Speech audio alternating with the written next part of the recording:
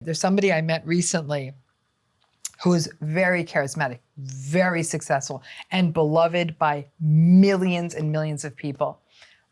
Absolutely awful person. Absolutely awful. Was asking me questions that were just rude. They were dismissive. I wasn't being seen, I wasn't being heard, and I was being given the bum's rush. And I'm thinking to myself, F you. I don't care if people think you invented fire.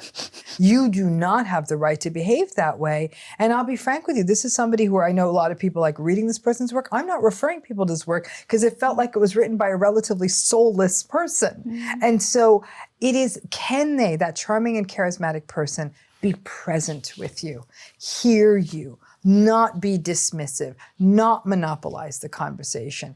That's the sort of thing, to show genuine interest in you. And if they can do that and you feel seen and heard, that's a good sign. And again, I'm not talking you meet a celebrity off a stage, and that's not the circumstance, because that wouldn't work. Obviously, they're going to be 1,000 people, 1,000 people all trying to clamoring. That's not what I'm talking about. I'm really talking about someone you're meeting in a circumstance where it would be appropriate to slow down and have a conversation, and that they are attuned to you and hearing you, and it's not the them show. When they're doing this, when they're trying to draw someone into conflict, when they're gaslighting, when they're lying, all these things you know to be true, you want to shut it down, right? But there's no point in sharing with them. I always tell people, they're showing you who they are. Old school Maya Angelou. Believe them. Okay, believe them through their actions. This is what you're dealing with. And so when people get really good at this, in fact, you and I have a common friend in Mel Robbins, right? And I was just on Mel's podcast talking about this, and it was in the curriculum of my healing program just this last month. I talk about this idea of soul distancing, which is when you're with them and they're trying to draw you out and you're giving your simple, not cold, like, yeah, yep, nope, got that, sure, I hear that. Like you're giving, like you're engaged, you're listening to them, but they may ask you, how was your day? You've won when you can say things like, yeah, no, a little bit of this, a little bit of that, not a lot was going on. You're definitely not going to tell them how you got into it with your boss, or you were hurt by a colleague, or you learned that your friend is sick, or you're frustrated with your mother, or even that you got an award at work. You're not telling them any of that, because they're either going to be not supportive, blame you, gaslight you, or ignore you. So you're not, when they ask you those questions, like, how's your day? Like, yeah, a day, a little bit of this, a little bit of that.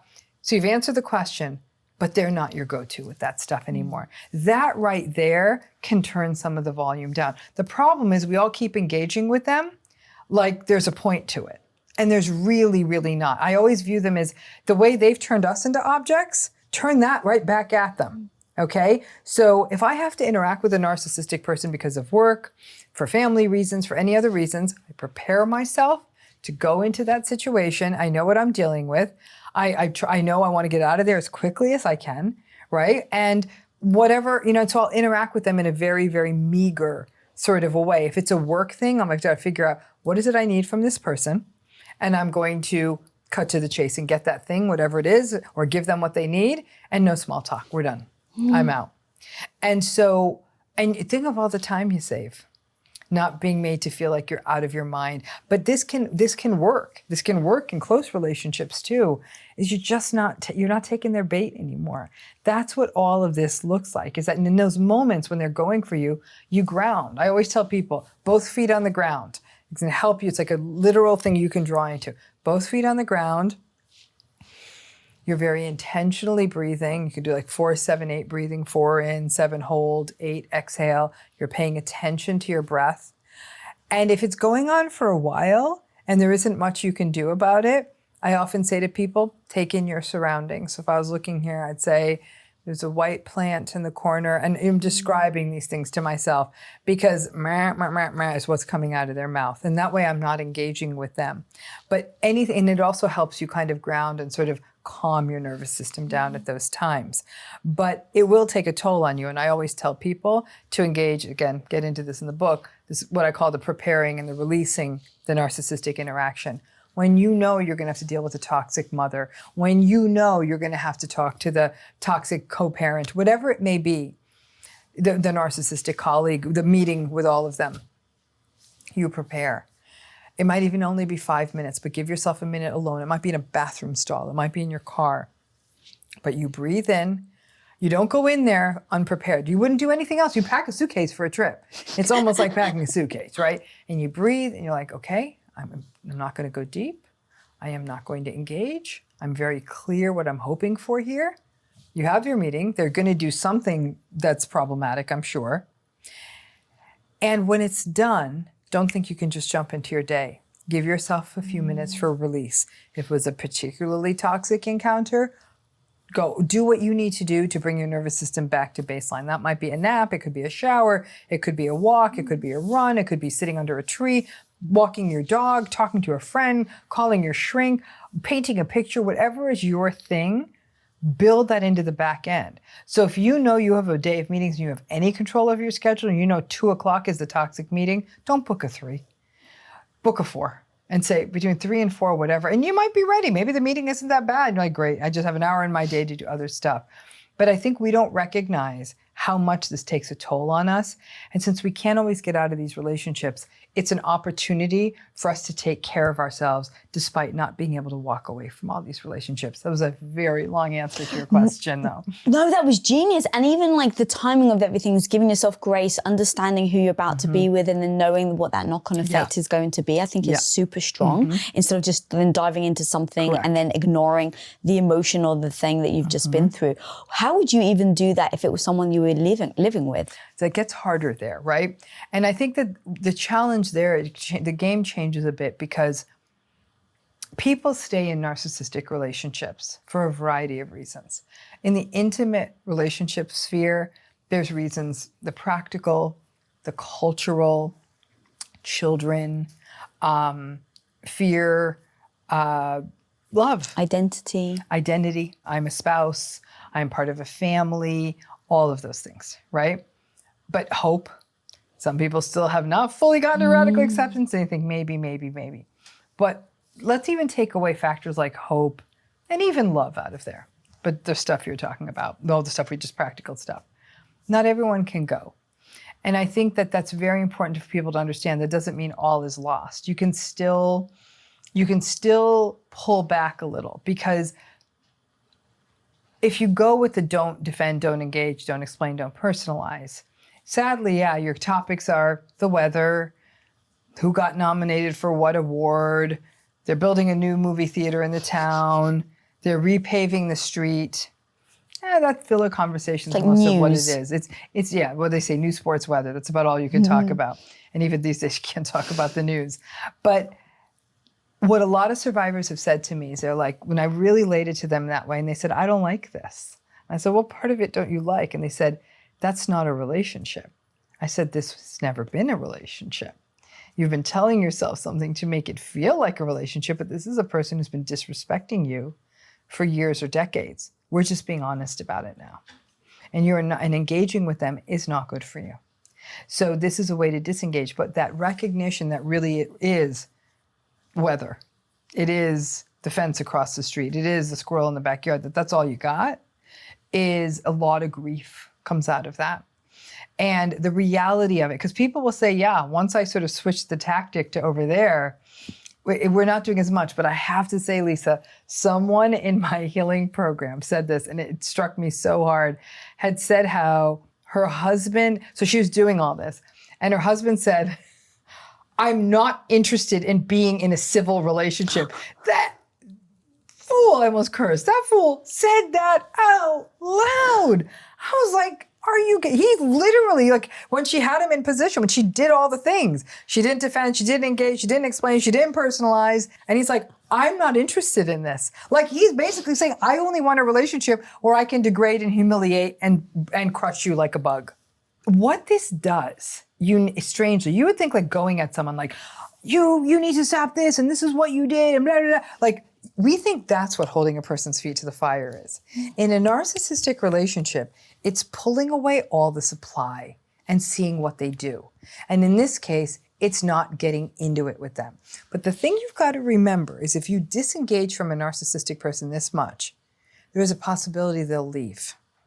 And for folks with abandonment fears, for folks with fear of a relationship ending, of a divorce, all those things, that makes them nervous, and I understand that. And that's the risk of this. If you disengage enough, not always, but in some cases, the narcissistic person may say, I'm done. This is not working for me anymore. And that can really build up that sense of self-doubt. Well, this happened because I disengaged. So I sometimes tell people, again, I call it this in the book, I call it go into the tiger's cage. I say, go into the tiger's cage. And they said, what do you mean by that? I said, imagine a cage. And in that's a big cage. And in the cage, there's a cat. And you're like, is that a cat or is that a tiger? Right? If it's a cat, then it's this little sweet kitty and you're going to go pet it and it's going to be cute and you're going to snuggle with it. And that's that. If it's a tiger, it's going to tear you apart. So I tell clients, you're not sure of this yet, are you? Go in there, try it. Go tell them something you need. Ask for something you need. Tell them you want to talk about something and tell me how that works out for you. Because if it's a tiger, if this is indeed a narcissistic person, they're going to have a go at you.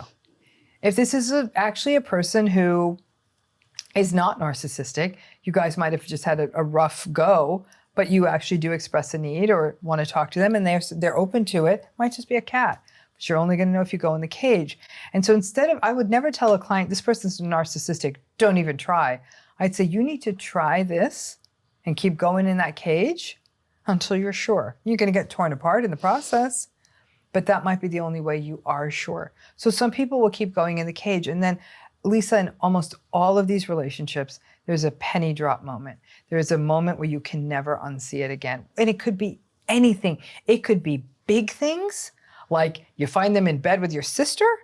It could be tiny things, like you ask them to, I don't know, you ask them to do the tiniest little favor for your child, and they still wouldn't do it. Like it was the littlest thing and it would have meant all the difference to someone that mattered, and they wouldn't do it. So again, it could be anything, but there's a moment. And when that moment comes, and sometimes that moment comes because you keep going in the tiger's cage, because something that happens in these relationships is that if you don't push the system, like if you keep going along, if you keep justifying, you can trick yourself into thinking that this is a healthy relationship, even though you're feeling sick inside. But once you do things like don't play their ground game anymore, keep going in the tiger's cage, make a need known, because that's what people do. They don't make their needs known. It's a classic characteristic of trauma bonding. They don't share what they need with the narcissist because they know what's going to come. So you know how they can avoid seeing what's going to come? Never sharing a need. And so they never share their needs. And people in these relationships get really good at doing everything for themselves and doing everything that the narcissistic person wants, right?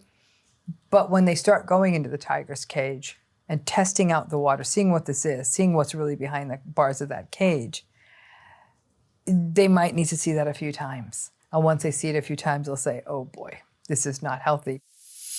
With any kind of personality, they often tee something up for you to grab. So they say something ugly. What they're doing is offering you something and saying, why don't you go ahead and take it? Go ahead.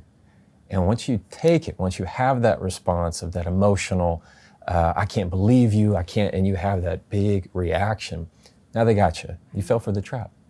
And now all of a sudden they take the joy in that response that you gave, that hit of dopamine that they received from that control. And so now when you react, you are giving away your power. But often it's the silence and the very small steps that say, I'm in control and you aren't.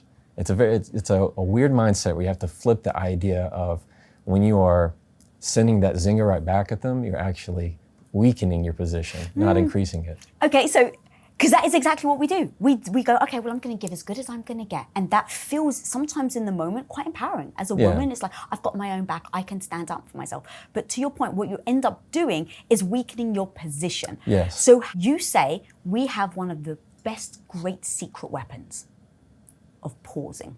Yes. So talk to me about in that moment, if you start to feel the heat, you start to boil, your blood's boiling because someone's being disrespectful to you, they're dismissing you. Take me through the exact steps of how do you pause, how do you collect your mindset, and then come up with a good response. Yeah, so what I talk about is difference between short pauses and long pauses. And when somebody says something disrespectful, what you want is a long pause that's somewhere between about 5 to 8 seconds. It's just a few seconds of allowing the other person to hear what they said. Because let's say you said something negative to me. Visually, one, it's going to give me the feeling of confidence when I see that word come and just fall to the ground, and understanding that I don't have to pick that up. And it's kind of in that silence, you're looking at it going, is that what you wanted to say? Does that feel good? That right there, are you looking at what I'm looking at? And that right there automatically makes them feel more powerless and you feel more in control. In that pause, you are being their echo, you're being their mirror. So often, if somebody were to say something ugly and I say nothing at all, often what they do is they say it and hear it back in their mind. And often people might apologize and go, I'm sorry, I shouldn't have said that. Or they rephrase it. Or you can ask the person was that supposed to? These are questions of what I call intent. So was that supposed to hurt me? See how a question doesn't respond in the way of sending that zinger back at them. It's a way of answering without answering. Did you mean for that to hurt me? Was that supposed to embarrass me? And you see how the power is not sending the zinger to say, I'm going to make you hurt even worse. The power is when they throw a punch, you go, that didn't hurt. So that's the control that you have in that moment. And I assume tone matters, because even just the way you said it was so calm. I assume that was supposed to hurt me. Yeah. Or why did you say that? Versus like, I assume that was supposed to hurt me. Yeah. Why did you say that? Exactly. So take me through how it can be perceived as you're losing control versus actually you have control of the conversation. Yeah, I mean, you can use just what we did as an example. So if I were to say, you can't talk to me like that, are you kidding me? Versus, you cannot talk to me like that.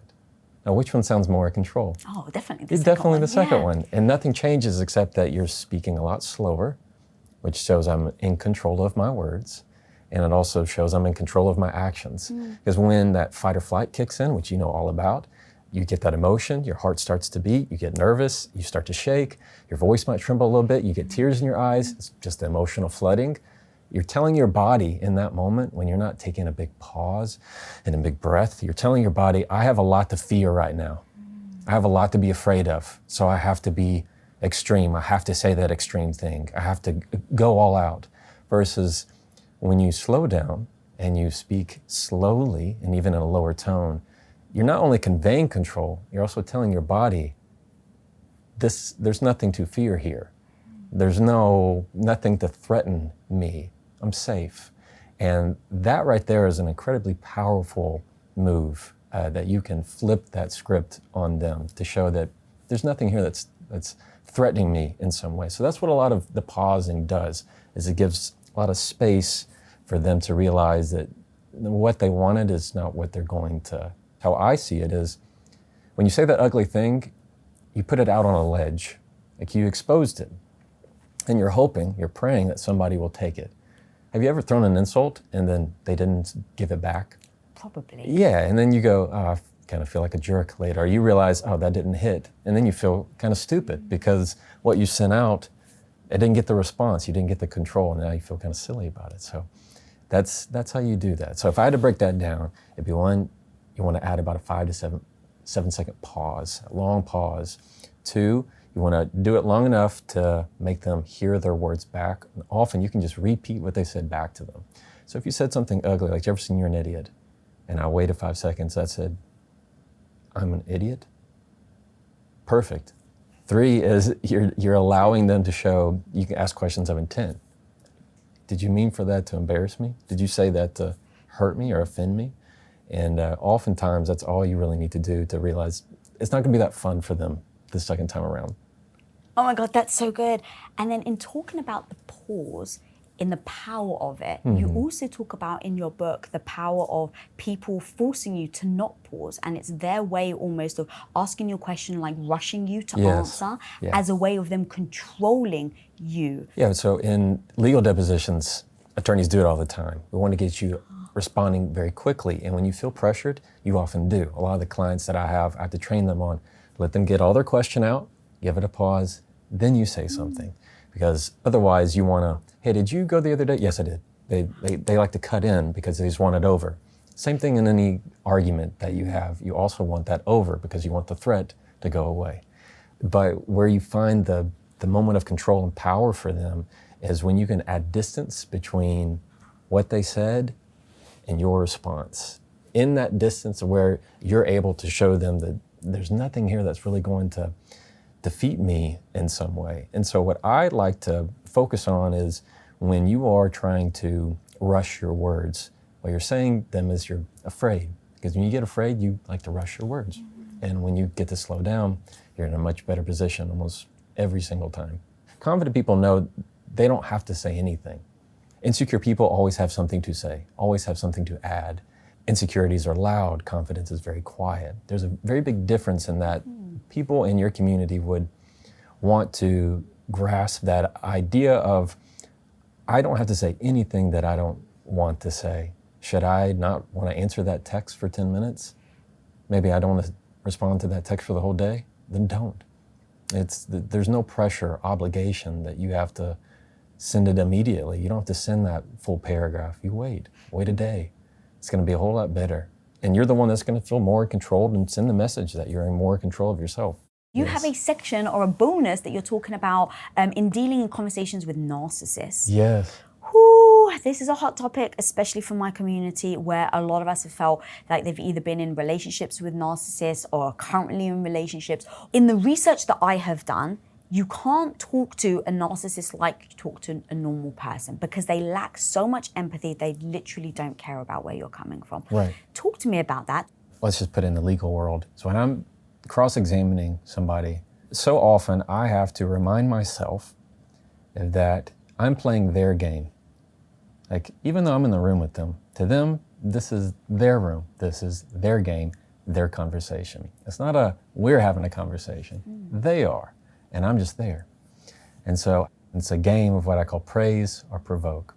Meaning if you're not just giving them all this praise, well, they'll often start an argument with you to get you to begin to have a conflict with them. And so they will provoke you into an emotional response because they delight in your anger as much as they delight in your praise. They like that control and that sense, understanding that they are extremely sensitive to outside perception. So if I were to tell them, they give me a response that I know is baiting me, you never take it. Because as soon as you do, you've been in that argument where as soon as you take the bait from a narcissist, now you're the one that has to apologize. Now they're the victim. How quickly that started. You go, wait, you started this. No. All of a sudden, you just fell into the trap of, now you're the one that has to apologize. You always do this. This is so offensive to me. How could you possibly do this? And now nothing's going to happen until you fall on the sword, even though you're the more reasonable one, and you're apologizing in it. So you can't take that bait. Coming up. If we decide to be together, in order for him to feel comfortable with me, I'm going to have to be in this state majority of the time. What up, my homie? Can we talk about that 3 p.m. crash and burn moment? You're running from task to task, your energy is wavering, and hunger is rapidly approaching. So you need something absolutely fast that won't leave you feeling like total rubbish. That's where Paleo Valley beef sticks come in. These are not just like your gas station beef sticks. These are absolutely clean, grass-fed, protein-packed snacks that you literally can toss in your bag and grab at any point. They're the perfect snack to keep in your car, in your office, in your handbag, every single place you go. Now you're getting clean protein with zero junk, no artificial preservatives, no added sugar, and no freaking BS. Just real food, real flavor, and real fuel to get you through your day without crashing. And go and check this out, because right now you can grab 30 of these bad boys for just $36. That's $1.20 per stick to keep your energy up and your decisions freaking smart. So click the link below and stock up, because your future hungry self will thank you. When you understand you really only get one life, you stop giving two rats' asses about what anybody has to say. And in a relationship, like, here's another one for the Mr. Flame guy. Yeah. Oh. He met me dressed up. I typically dress like this all the time. All of a sudden, he would say, why don't you dress down? You're always dressed up. I'm like, but that's how you met me. And it started digging away. I'm like, wait a minute. hell no, this is who I am. Like, this is what you like when you met me. And he says, well, you seem like you don't relax. It seems like you don't let your hair down. So one day I said, all right, let me see what this looks like. I own maybe 1-2 pair of jeans. And I wore some jeans and a cutesy little shirt, and I felt so out of pocket. And I'm like, what the hell am I doing? April, you like dresses. And one day I was out. It was one time I went out and we were smoking cigars. I had never smoked a cigar before. And I said, oh, you guys, I have this cigar and I've never done this before. The internet went crazy. A feminine woman doesn't smoke cigarettes. I'm like, tell that to Lucille Ball. Tell that to all of the women back in the day. That cigars sexy as hell. That's what I thought, and I didn't know what I was doing. But that's not femininity when you smoke a cigar. And it was the first time this guy was showing us how to do it, and I posted it online. And so I got so much backlash about that. I'm like, oh, you guys think femininity is a performative thing? You think I lose my femininity because I chose to try out a cigar?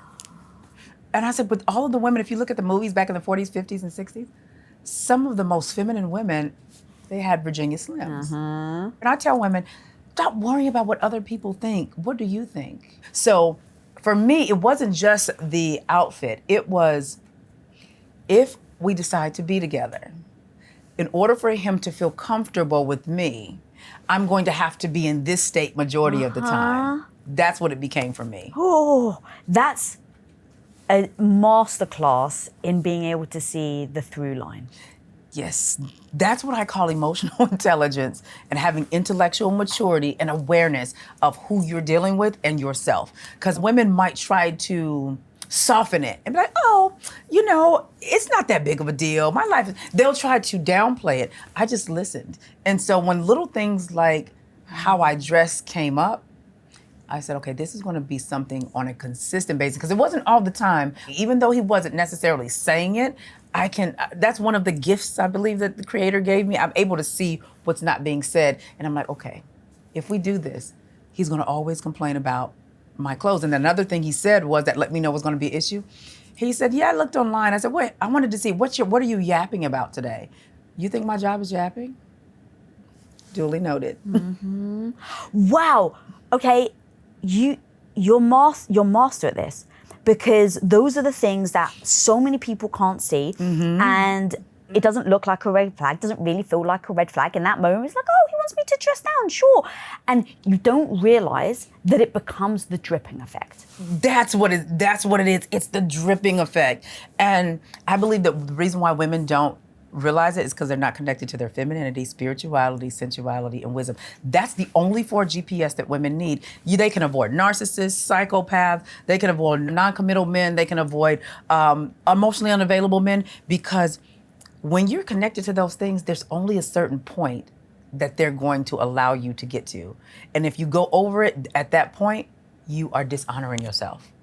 That's part of the master trap, in the sense of, if it was all the time, you would recognize it and then bail. Yes. And that's where so much of my heart breaks when I hear from my community where they're like, he was really nice, he was really kind, he was charming, and then 4 years later, I saw the other side of him and it was a disaster. Yeah, the thing is, we see it afterwards. Right, yeah, always after. I hated the way he breathed when he ate. I hate the way he chewed. Oh my God, I never paid attention to it before. Oh my God, one of his eyes went left. I never saw it before. It's that, so why do you see it now? Why are all of a sudden the rose-colored glasses come off? What's changed? You don't like him anymore is what changed. It becomes everything. And it's like, girl, all of this stuff, your friends probably are the ones trying to tell you. It's so true. You turn the blind eye when it's convenient. When it's convenient, you turn the blind eye. That's why I believe that a man cannot get over on a woman who takes her time to cultivate herself. Men and fellas, they're not that bright when it comes to how they cover things. That's why they get caught cheating so much. Women, they don't give things time to maturate. They constantly are trying to get to the ring. Men are going to always show you who they are. Always. That's why you're able to see it later on down the line. Only thing that changed was you wanted him that much. You didn't have boundaries. You didn't respect yourself, and you didn't love yourself enough to say, this isn't for me. And you live from a place of lack. And that's one thing that I see women struggle with. And I used to do that. until I completely made an identity switch and change. So your pool, in my opinion, the pool of men that you decide to entertain, they should all be husband quality if that's what you want. At this point, it's all about seeing if your values, lifestyle, standard, and attraction are in alignment. To me, that's an indicator of your picker. That's an indicator of who you are. Now, I'm not saying that men can't get over, but it's very hard to get over on a woman who's connected to those 4 pillars because she has other forces working on her behalf. If we were taught this stuff when we were 5, when we were in kindergarten, then I think our picker would be way better. Yes. I think we wouldn't have a lot of these relationships where they've broken our heart and now we're just trying to come back. And so the echo of doing this work means that you can find somebody that actually accepts you for who you are and loves you for you. And if you don't find somebody, you don't negotiate your own worth. And here's the thing I want women to understand. It doesn't mean you have to be mean. It doesn't mean you don't have to keep your warmth. It doesn't mean you have to sound like a dictator or very matter of fact. No. So for me, it's just a different energy you have to be in. You can't go into whether it's dating, whether it's life, feeling like somebody's always trying to out to get you. And you have to let go of your past experiences. I have been there. I've been at the bottom. I've been at the place where like it was so dark that I didn't want to see light again. It wasn't even that I couldn't see light. I didn't want to see it. If somebody has like shone light on me, I would have closed my eyes because it would have been too painful to open. And for me, that is the wisdom that I carry now, is that I know that come what may, and it's not that I want anything more to come, but come what may, I know that I will get up again. I've done it 1 time, 2 times, 3 times. And that's just in death. That's not even in the corporate space where that's different type of death. You know, that's not in the way that like you're cut with the small blades that you don't even know you're bleeding until later when you're gone. You know, those traumas, I have survived all of it and I'm still here. Like what can actually fail me? Nothing. I'm the most powerful person I know because I've been there and I've been able to survive it.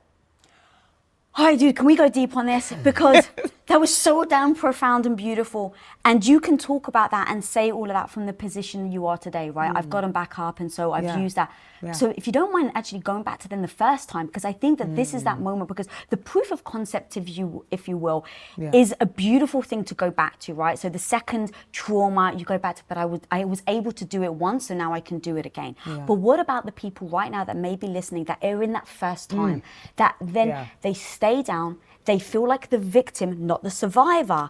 And they then don't know how to proceed. They don't know how to take ownership over their life or to say, I can freaking do this.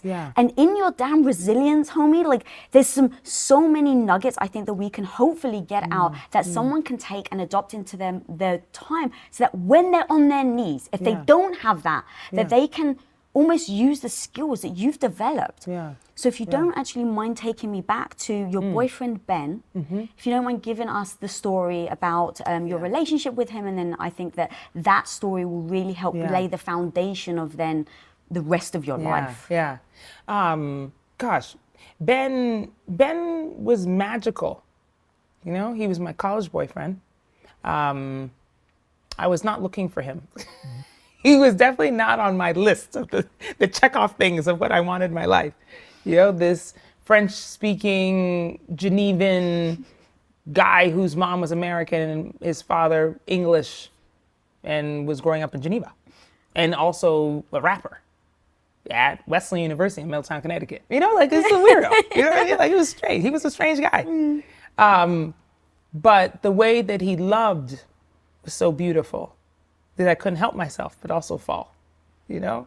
And our relationship, of course, looking in hindsight now, and so many years later, you know, I can see how faulted it was, you know, and that we were both struggling with, I would definitely say mental health issues, you know, where I was on medication, he was not. You know, I recognized my depression, he wouldn't.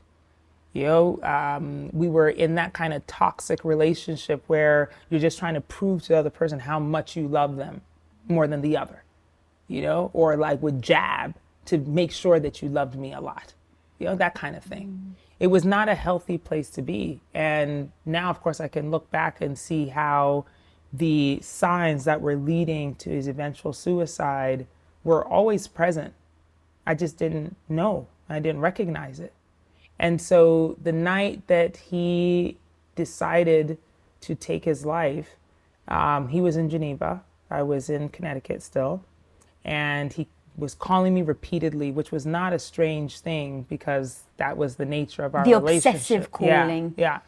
But he was making threats and all of the things. And I slammed the phone down and walked out of my apartment and, didn't have a cell phone at the time. So I went out with my girlfriends to blow off steam, thinking I'll come back and he'll be fine, or he'll at least be calm and won't be accusing me of this and that and blah, blah, blah, blah. And that is not what happened. I came home to a series of voicemail messages that were increasingly disturbing. And the last one, I knew something had happened. I just didn't want to believe it.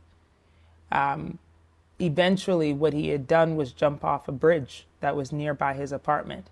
And I had to call his mom and his dad and ask them if they had seen him or heard from him, and confess that he had left me some disturbing messages. And all of that was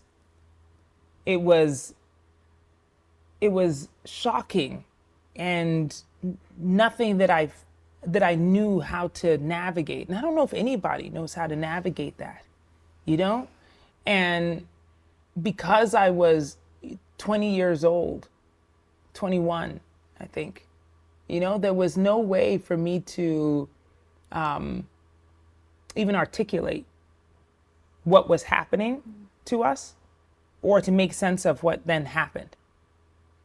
And then even in the following months, to try and rationalize, or what I felt even now as I sit here now, 20 something years later, to forgive myself for that. And even recently, as we've seen so much that has been publicized around people who die by suicide, I had to write a piece, like a few weeks ago, because I was like, look, those of us who are left carry guilt. And how do you forgive yourself?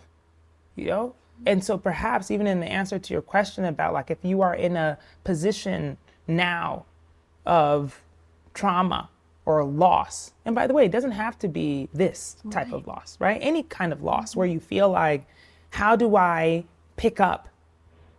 Because what happens a lot of times, we blame ourselves. We think we are deficient for the situation we're in, And to use the word you said, we feel like we're a victim of that. Because we think, well, it is my fault.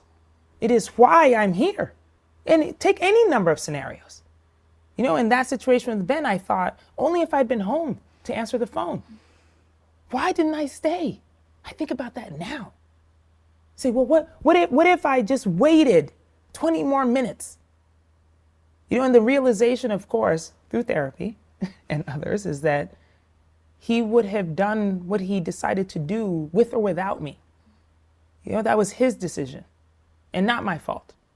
And that's easy to say. It is not easy to internalize and then live with that, and say, oh, it wasn't my fault. And so what happens is, yes, we blame ourselves. And so if you're in the middle of a trauma or a loss or something, you are trying to figure out how you can do something differently so you don't do that thing again, because you blame yourself. And so part of the nugget of what I am learning, or what I've learned in these, is that it is not your fault. It is not your fault. Whatever position it is you are in now, it is not your fault. There may have been actions that you felt led you to this place, but it is not your fault. And if you really understand that, and you start saying that every time you get into that space where it feels like, oh my goodness, woe is me, what am I doing? No. That is only happening because you're blaming yourself. You're blaming yourself. And if you remove that blame and you say, well, you know what? This thing would have happened whether I was there or not. Then you are separate from that blame. And therefore you can stand up and look at it objectively and say, okay, now let me try and navigate around this thing, because this is not healthy for me. And so now, as I think about not just Ben, but any number of things, when I lost my first daughter, I blamed myself. Of course. Thought my body betrayed me. That's what happened. And as soon as I started to consider the fact that it was not my fault, that it was something that happened, that was out of my control, I was better able to reconcile not just the event of it, but to forgive myself. Wow. Yeah, I've heard you talk about, you say in the book about, the difference between the emotions and the reality, because you feel something and then just by saying, hang on, if I wasn't there, that still would have happened is a very powerful way, I think, of processing. Yeah. And then repeating that it's not my fault is very powerful, because that's the thing that is a tool now that someone can use in that situation. And I say this a lot, but this idea haunts me. Have you seen the movie Sliding Doors? Oh, gosh, yes, I have.